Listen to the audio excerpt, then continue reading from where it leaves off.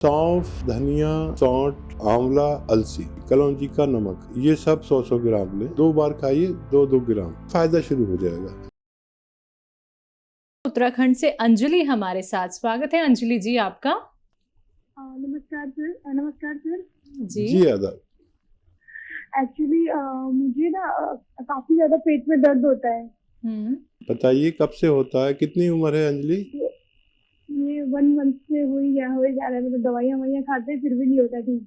ठीक है अंजलि, मैं आपको एक दवा बताता हूँ। हालांकि वो इस वक्त ताज़ी नहीं मिलेगी, क्योंकि बेल पत्थर या पत्थर बेल आप सभी जानते हैं कि एक खोपड़ी नुमा फल मिलता है जो अभी आना बंद हो गया, अभी तो 3 महीने से। तो पत्थर बेल कहते हैं इसे।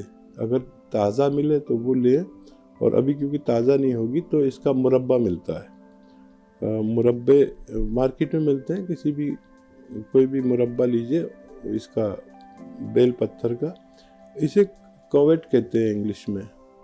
और इसका एक कतला यानी 1 पीस जो 2-3 इंच का 4 इंच का हो, आप सुबह खाली पेट खाया करें पानी के साथ, तो आपका ये तकलीफ ठीक होना मुमकिन है। सोनू हमारे साथ जुड़े हैं, स्वागत है आपका। एक्चुअली क्या है, मेरे को 5 से 7 साल से ना कॉन्स्टिपेशन की बहुत दिक्कत रहती है। अब मैं दवाइयाँ लेता रहता हूँ, जैसे नॉर्मल गैस्ट्रिक की टैबलेट है या वो, तो उनसे तो आराम मिल जाता है, लेकिन मुकम्मल तरीके से भी आराम नहीं मिल रहा है। ठीक है बेटा, उम्र कितनी है आपकी?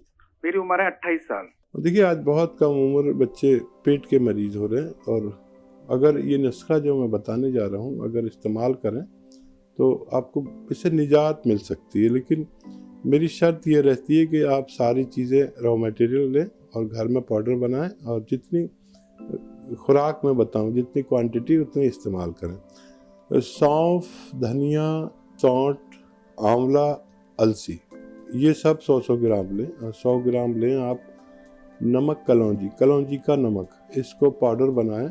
सबको अपने घर पर पाउडर बनाएं, पिसा एक चीज़ भी नहीं लाएं। और 2 ग्राम तकरीबन सुबह, 2 ग्राम शाम। खाने से पहले भी ले सकते हैं, ज़्यादा तकलीफ हो तो खाने के बाद भी ले सकते हैं। 2 बार खाइए, 2-2 ग्राम। तो आपको धीरे धीरे पूरा, यानी एक तो जिस दिन से आप इसे शुरू करेंगे उस दिन से फ़ायदा शुरू हो जाएगा। आपको इत्मीनान आ जाएगा कि ना मैं अच्छी चीज़ ले रहा हूँ। फिर ये सिस्टम में जाता है और उसी वक्त से काम शुरू कर देता है। आप रोज़ाना, आपको इत्मीनान आता जाता है और पूरा सिस्टम ठीक हो जाता है। फिर ये छूट भी जाए तो आप नॉर्मल रह सकते हैं। राकेश कर्नाटक से हमारे साथ। स्वागत है राकेश जी आपका। सचिन साहब, मुझे ना ये बात करनी है कि मेरे ना अभी क्या हुआ था, मेरी तबीयत खराब हो गई थी, बुखार वगैरह हो गया था, और डॉक्टर ने ना मुझे 2-3 बोतल भी चलाई ग्लूकोज की। उसके बाद से ना मेरे ना पेट में दर्द रहने लगा है। तो जो व्हाइट सेल जो होती है ना, वो मेरी बढ़ गई थी। ठीक है, एज कितनी है और कब की बात है ये? मेरी 24। हाँ, देखिए, वाइट सेल्स हम कहते हैं कि इन्फेक्शन, जब वाइट सेल बढ़ जाते हैं तो हमारे जिस्म में इन्फेक्शन बढ़ जाता है। हमारे जिस्म में हर चीज़ की एक क्वांटिटी है, यानी ग्लूकोज की एक क्वांटिटी है। अगर ये बढ़ जाए तो हम बीमार हैं, और कम हो जाए तो हम बीमार हैं। वाइट सेल्स की भी एक क्वांटिटी, यूरिक एसिड की भी एक क्वांटिटी है, बढ़ जाए तो हम तकलीफ में।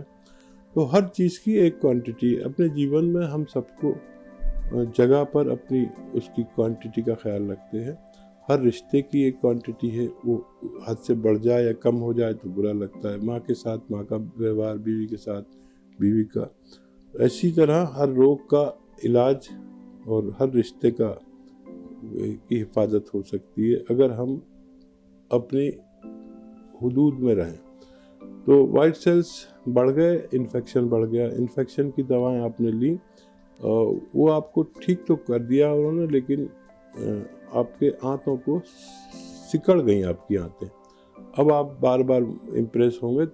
तो इनके बाद या इनके साथ यूनानी अगर लिया जाए तो आपको फ़ायदा हो सकता है। होता यह है कि हम अपना इलाज करा के हट जाते हैं एलोपैथ से। वो इतनी तेज़ दवाएं होती है तो कहीं ना कहीं असर छोड़ जाती है, किसी के लीवर पर, किसी के पेट में, आंतों पर, किसी का मैदा, तो किसी की किडनी इम्प्रेस हो जाती है। किसी को भी अगर कोई ऐसा रोग हो जिसमें बहुत ज़्यादा एंटीबायोटिक लेनी पड़ी हो, तो एक नुस्खा मैं बताता हूँ, वो आप सबके घरों में अगर हो तो फिर ये बीमारियां होना ही बंद हो जाएं। अब वक्ती तौर पर एलोपैथ इलाज ले सकते हैं, बहुत अच्छा इलाज है, लेकिन उसके बाद आपको अपने आप को शुद्ध करना होगा, अपने पार्ट्स ऑफ बॉडी को शुद्ध करना होगा, नहीं तो कहीं ना कहीं दूसरी बीमारियां शुरू हो जाती हैं। धनिया, सौंफ, अलसी, आंवला, मेथी। धनिया, सौंफ, अलसी, आंवला, मेथी 100 ग्राम लें और 100 ग्राम इसमें मिलाएं नमक, कलौंजी एक ये भी किचन का आइटम है, लेकिन इसका एस्टेक होता है, उसको नमक कलौंजी कहते हैं हम आसान ज़बान में, लेकिन एस्टेक कलौंजी असल में इसको कहना चाहिए। तो 100 ग्राम ये मिलाई, सबको 100 ग्राम लेके घर में पाउडर बनाना बेहतर है। अगर आप घर में इन सबको पाउडर बनाते हैं तो आपको दवा यकीनन फ़ायदा करेगी। और 2 ग्राम सुबह, 2 ग्राम शाम आप खा सकते हैं। आपको जिस दिन से शुरू करेंगे उसी दिन से फ़ायदा होगा। और ये मटेरियल जो मैंने 500-600 ग्राम बताया, ख़त्म होते होते आपकी बॉडी शुद्ध हो जाएगी और आपके मेन पार्ट्स ऑफ बॉडी फिर उसी तरह काम करने लगे जिस तरह पहले करते थे। दिल्ली से रवि हमारे साथ, स्वागत है रवि आपका। मुझे ना पेट की बड़ी समस्या रहती है। कॉन्स्टिपेशन रहता है जी? कब से रहता है? कितनी उम्र है रवि भाई आपकी? जी मेरी 30 है। जिस शख्स को भी पेट की तकलीफ है और एसिडिटी की तकलीफ है और इन्फेक्शन की तकलीफ है पेशाब में या लेट्रिन में, या लीवर की प्रॉब्लम है, ये मैं इसलिए पहले बता रहा हूँ कि नुस्खा बहुत ख़ास है और बहुत लोगों पर आजमाया हुआ है, लाखों लोग इससे फ़ायदा उठा चुके हैं। आप भी लिख लीजिए। सौंठ, धनिया, ज़ीरा और अलसी। सौंफ, ज़ीरा, धनिया, अलसी 100 ग्राम लें और 100 ग्राम नमक कलौंजी का एक एस्टेक आता है जिसे नमक कलौंजी भी आसान ज़बान में कहते हैं। ये आप पाउडर बनाएं घर में, सब रॉ मटेरियल घर में लाकर पाउडर बनाना है ताकि आपको दवा बनाना भी आ जाए और ये भी पता चल जाए कि हम पिसाई लाते हैं तो उसमें ताकत नहीं होती। सॉल्व करना है। और इसका 1 ग्राम सुबह, 1 ग्राम दोपहर, 1 ग्राम शाम खाने के बाद खाएं तो आपका पूरा सिस्टम ठीक होना मुमकिन है। हकीम साहब, लेकिन एक त्रिफला जो कि बहुत सारे घरों में देखा जाता है कि कब्ज की शिकायत हो जाती है या मोशन उनके पास नहीं होते हैं, तो त्रिफला खा के उन्हें बड़ा आराम मिलता है। तो त्रिफला के नुकसान क्या कुछ हो सकते हैं, ये ज़रूर जानना चाहूँगी। देखिए, बार बार मैं ये बताता हूँ जी कि कोई भी शख्स आकर टेलीविज़न पर ही कहता त्रिफला खाओ, और त्रिफला खाने से ऐसा फ़ायदा होता है कि आदमी सोचता है कि अरे मुझे तो अब दवा मिली है, ये 2 पैसे की दवा और मेरा पेट ऐसे साफ़ हो जाता है। लेकिन ये त्रिफला हर शख्स को नुकसान देता है अगर वो इसको शुद्ध ना करे। त्रिफला को ज़रूरी है शुद्ध करना, नहीं तो आपको शुरू में तो फ़ायदा होगा लेकिन बाद में आप लगातार रोगी बने रहेंगे। जब तक ज़िंदगी रहेगी आप पेट के मरीज़ बने रहेंगे, क्योंकि ये पेट में जाकर आपकी आंतों को एकदम उधेड़ देता है और आपका जो मल है उसे बाहर निकाल देता है। आप खुश हो जाते हो कि मैंने 2 रुपए की चीज़ खाई और मेरा पेट साफ हो गया, फिर आप उसके आदी हो जाते हो। आंतों पर हमारे एक चिकनाई होती है, एक लेमिनेशन होता है जिससे फिसल कर मल आगे बढ़ता है।